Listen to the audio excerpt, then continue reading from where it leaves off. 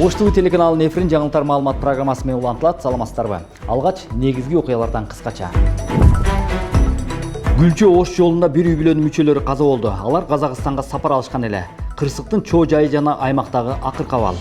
Жылдын этегине чейин ошо жарандарыбыздын коопсуздугун алдын алуу максатында ушул жалпы 85 объектиде тазалоо иштерин жүргүзөбүз.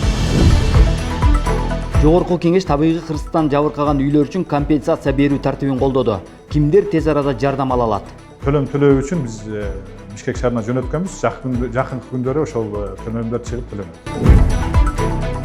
Ошто 5 күндүн ичинде 45 айдоочу күбөлүгүнөн ажырап, ири өлчөмдө айыппул салынды. Темирли тартип болмой сайын чындык бу келбейт. Эшек жайлоо бүттү уже ол жашоо. Жызак кичине өнүгүп өсөйлү. Эртеңден тарта Ош тамчы Ош авиакаттамы кайрадан жанданат. Билет баасы жана учуу убактысы такталды.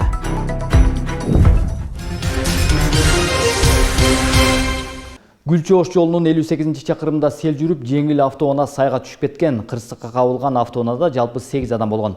Анын ичинен 6 окуя болгон жерде каза таап, 3 жаштагы наристе ооруканага бараткан жолдо үзүлгөн. Эки өспүрүм ар кандай жараттар менен ооруканага жеткирилген. Учурда алардын бири үйүнө чыгарылса, экинчисинин абалы орточо деп бааланууда.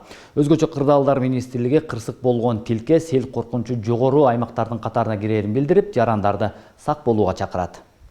Ош-Алай унаа жолунун 58-чакырымында кече катуу жааган жаандан улам сел түшүп, Мазда үлгүсүндөгү унааны агызып кеткен. Анын кесепетинен жалпы 6 жаран каза таап, 2 адам ооруканага жаткырылган. Алдын ала маалыматтар боюнча жарандар Алай районунун ар башка айылдарынан деген маалыматтар айтылууда. Кырсык болгон күнү өзгөчө Кырдаалдар министрлигинин Кара Суу райондук бөлүмүнүн 4 татайын куткаруучу тартылган. Селден улам каза болгон 6 адамдын өздүгү аныкталды. Алардын ичинен Корул айылынан 1 келин 3 баласы менен Казакстанга жолго чыккан. Анда уулу 10 жашта, кызы 7 жаш, дагы бир кызы 3 жашта болгон. 3 жаштагы наристе ооруканага бара жаткан жолдо үзүлгөн. 1992 жылы туулган келиндин уулу аман калып, 2 кызы менен өзү каза болуп калган. Ал эми унаанын айдоочусу Мурдаш айылынын тургуну болгон. Ал Ош Гүлчө багытына каттап иштеген. Маркумдардын сөөгү бүгүн жерге берилди. Негизинен ушу Тилектеш айылына караштуу Корул айылында бир үй бүлө, ошол 2 баласы апасы менен да. Анан Мурдаш айылында андан тышкары ушу Гүлчөдө ушул айылдын тургундары болуп атат. Бул боюнча биз кечээ атайын жыйын өткөргөнбүз. Тийиштүү айыл өкмөт башчыларына биздин орун басарларга тапшырма берилген. Азыр ошо жардам берүү боюнча кандай муктаждыктар болсо, жардам берүү боюнча айыл өкмөт тарабынан да биз тарабынан да жардамдар болот да. Бүгүн азыр менин 2 орун басарым аппарат жетекчи азыр ошо жерине чыгып кетишти да, ошол тийиштүү биздин органдар менен.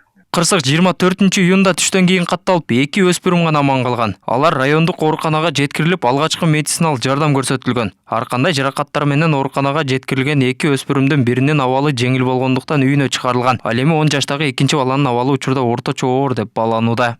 Бирөөсүнүн жаракаты жеңил болгондугуна байланыштуу биз биринчи жардамды көргөзүп, үйүнө уруксат бергенбиз амбулатордук лечениясына дарыланууга. Ал эми экинчи өспүрүмдү биз хирургия бөлүмүнө жаткырдык. Учурда акыбалын орточо оор деп балап атабыз, средне тяжелый деп коет. Рентген, УЗИ бардык текшерүүдөн өткөрдүк, өмүрүнө коркунуч жок азыркы учурда. Эми баягы жерде сел менен кичине аралашып үшүп калган бала, коркуп калган, баш мээси чайкалган, анан баягы ушуп миякиткан деп коет, баягы денелери дагы урундуу болуп калган. Азыркы учурда дарылансын улантууда бизде. Окуя болгон жерге Кара Суу райондук өзгөчө Кырдаалдар бөлүмүнөн 4 куткаруучу тартылып, алар 3 жарандын сөөгүн унаадан чыгарышкан. Гүлчө Ош унаа жолунун 58-чакырымы өзгөчө Кырдаалдар министрлигинин сел коркунучу жогору аймактарынын тизмесине кирет. Мындан тышкары жолдун 41, 42, 43 жана 71-чакырымдарында да сел көп катталып, жолдор атайын техникалардын жардамы менен тазаланып келген. Быйылкы жылы Ош облустук башкармалыгы, Ош облусунун аймагында жалпы атайын бизде атын айылына жана кесепеттерин жоюу планында 85 объект киргизилген. Бүгүнкү күндө 16 объектиде толук тазалоо иштери бүттү. 5 объектиде жумуш токтоп турат. 4 объектиде бүгүнкү күндө жумуштар уланууда.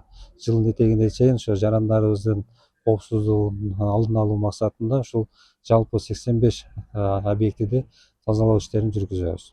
Аталган багытта такси кызматын көрсөткөн айдоочулар жол боюндагы сел кооптуу аймактар көп экенин айтып, сел каналдарын көзөмөлдөн күчөтүү зарыл дешет. Onun tosmolori бар, эми сел ошончо көп келгендиктен өтүп кетти. А так ол таштар ылдыяктан деле тешиги бар өзү. Көпүрөлөр ошодон деле өссө болот эле өзү негизи.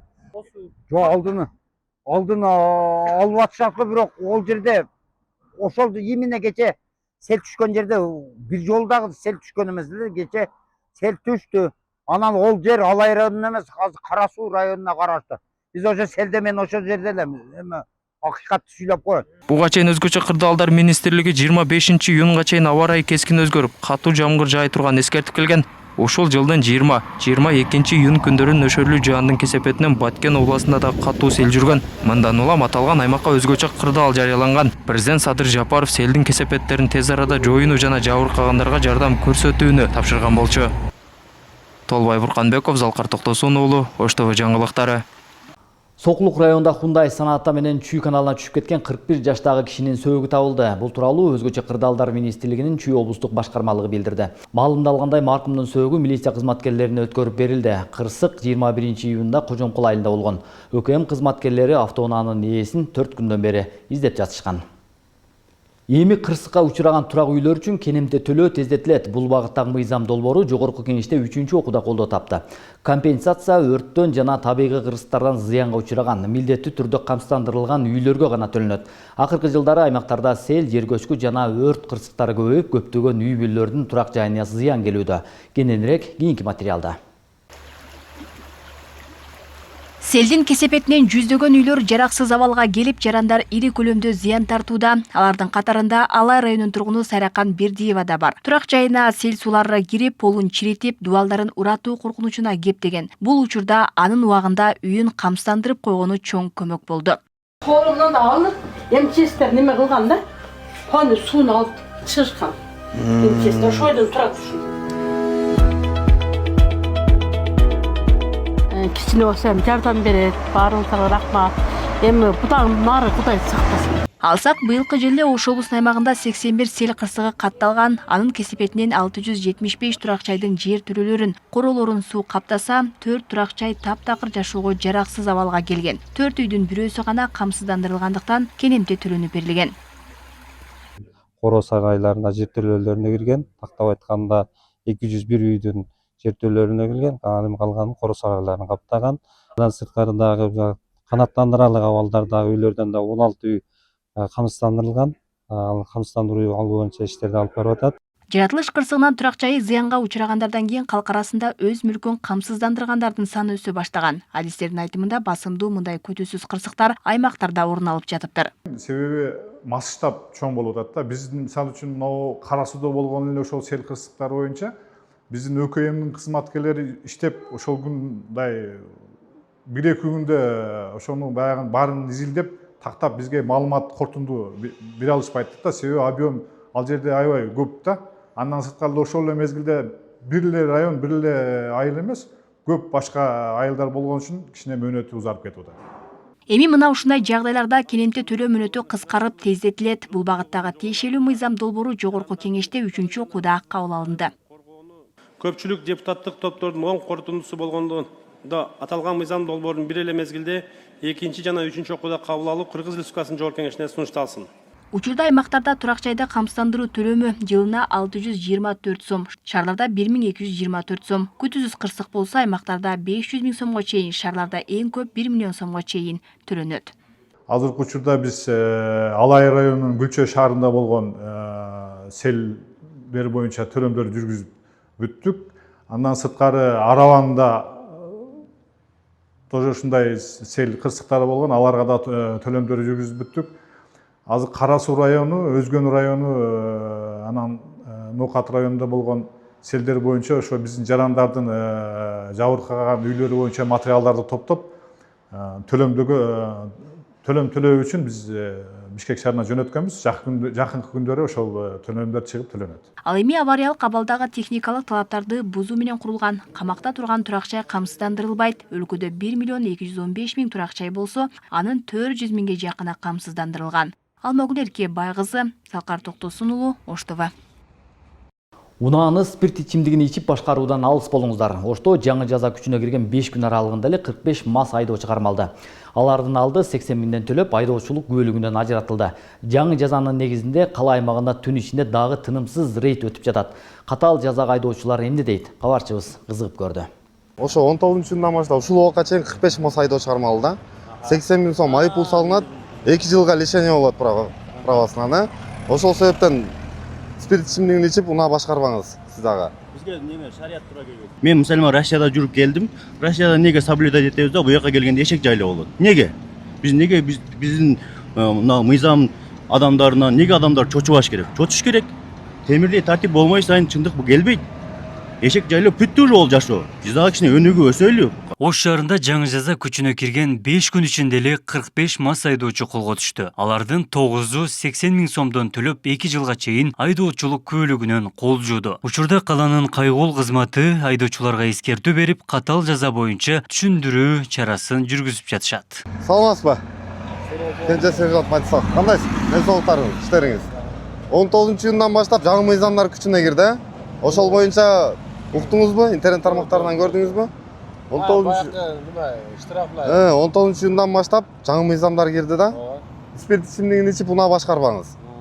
Спирт ичимдигин ичип унаа башкарсаңыз 2 жылга лишение прав болосуз, плюс 80 миң сом айыппул салынат да сизгече. Ошол себептен спирт ичимдигин унаа башкарбаңыз, ичип. Мас айдоочулардын айынан каза тапкан учурлар аз эмес. Орто эсеп менен алганда өлкөдө күнүнө 3 адам жол кырсыгынан көз жумат. Айдоочулар катаал жазанын киргени жоопкерчилик менен тартипти орнотот дешет. Арак ичип алып байдагандар ошолор эле бузуп атпайбы, ошолордун айынан канча адамдар страдайт этип атат. Колдойм. Темирдей тартип болбосо мекенибиз оңолбойт. Мен мисалы Россияда жүрүп келдим. Россияда неге соблюдать этебиз да, бу жака келгенде эшек жайлоо болот. Неге? Биздин мына мыйзам адамдарына неге адамдар чочубаш керек? Чочуш керек. Темирдей тартип болмой сайын чындык бу келбейт. Эшек жайлоо бүттү уже ол жашоо. Биз дагы кичине өнүгүп өсөлү. Президентибиз канча аракет кылып атат, мамлекет канча аракет кылып атат. Биз дагы элдер дагы жөн эле тупой болуп жүрө бербей кичине сознанияны көтөрүш керек да. Мен поддерживаю 100%. Себеби ичип туруп ролго отуруш керек эмес да. Туурабы? Ичкенден кийин өзү адам өзүнү башкара албайт. Коопсуз анака аварийный ситуация болуп калышы мүмкүн, туурабы?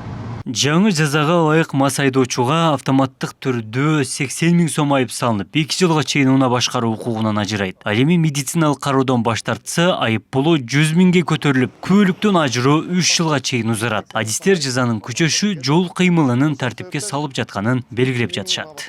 3 сутка отуруп чыга берет эле. Мас кармалсачы, азыр болсом ошо 3 суткага кошо 80 миң сом айыппул дагы төлөйт. Өткөн жылы жол кырсыгынан 900 адам каза тапкан. Мында жалпысынан 8 миңден ашуун жол кырсыгы катталган. Жыл башынан бери эле жол кырсыгында сандар азайган эмес. Кырсыкка негизги себеп ылдамдыкты ашыруу, каршы тилкеге чыгуу жана автоунааны мас абалында башкаруу.